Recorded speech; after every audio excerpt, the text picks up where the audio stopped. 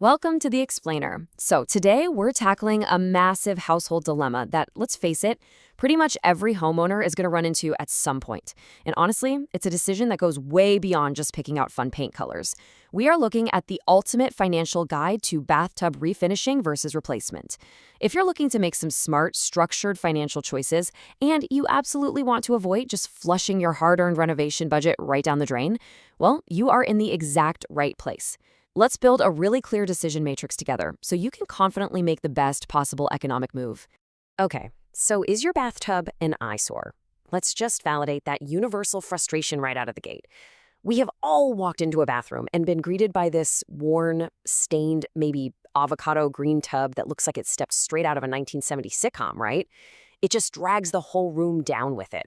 And your immediate knee-jerk reaction? It might literally be to grab a sledgehammer.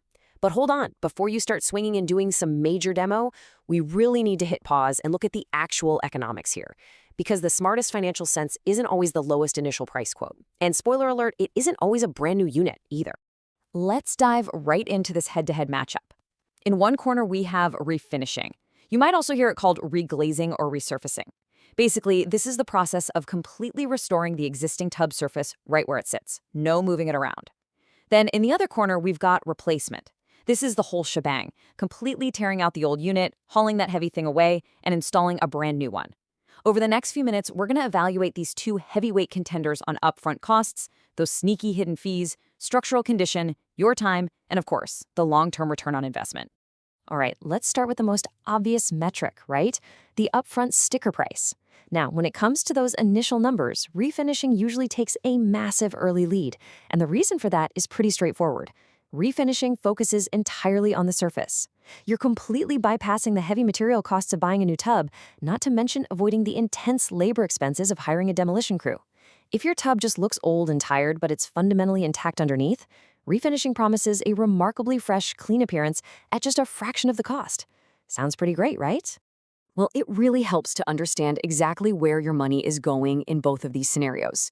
When you pay for refinishing, your budget is primarily funding the intensive labor of the surface prep work, plus the high-quality specialty coatings they need to make that finish actually bond and last for you.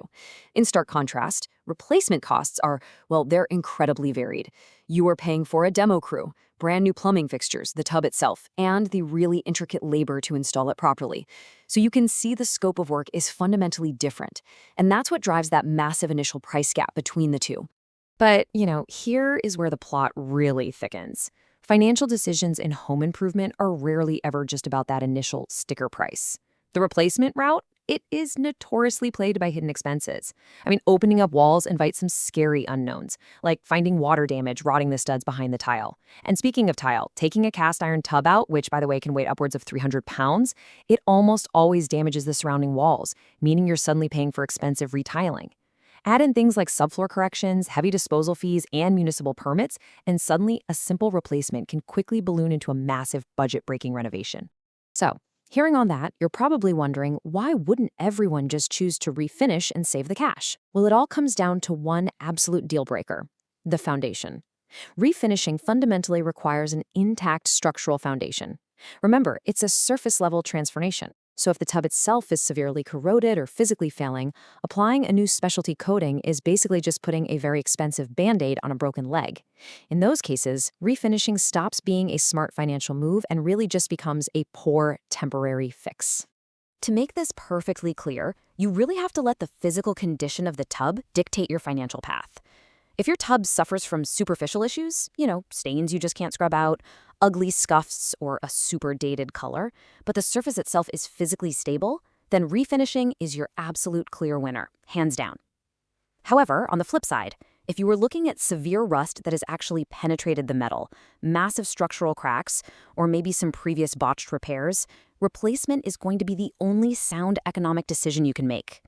Okay, now let's pivot the narrative away from pure dollars and cents for just a minute and ask a really important question. What is the cost of your time? Think about it. In any home renovation, there's this hidden tax that homeowners almost always forget to calculate, and that is household disruption. Having contractors constantly in your home, dealing with the noise, the endless dust, and losing access to critical amenities, it has a real, tangible cost to your daily life and honestly your peace of mind. Because it completely avoids demolition, refinishing generally offers a vastly faster turnaround. We're talking a matter of days, and the bathroom is all yours again. Now contrast that with replacement, where you are looking at some seriously extended delays. You've got the removal phase, the inevitable, unexpected plumbing repairs, the installation itself, and then all that tile finishing. If you live in a home with only one bathroom, or you simply cannot manage weeks of construction chaos, and I don't blame you, the cost of that delay might aggressively push your decision toward refinishing, totally regardless of the dollar amount. Ultimately, the climax of our decision matrix today comes down to the long-term return on investment. The cheapest option isn't always the best option if it just doesn't last, right? Now, a professional refinishing job, assuming they use the correct prep and high-quality materials, that delivers really strong durability for years.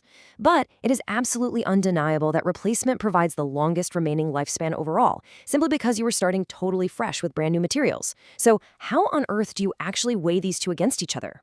Well, you weigh them by taking this ultimate practical financial checklist right out into the real world. When you're getting quotes from contractors, please do not just look at the final dollar amount. You need to ask these 5 targeted questions. Number 1, what is the total all-in cost? And that includes prep, the time it takes the finish to cure and dry, and any potential wall repairs. Number 2, what structural issues actually exist right now? Number 3, what is the expected lifespan of this specific coating versus getting a new tub? Number 4, exactly how much downtime is required?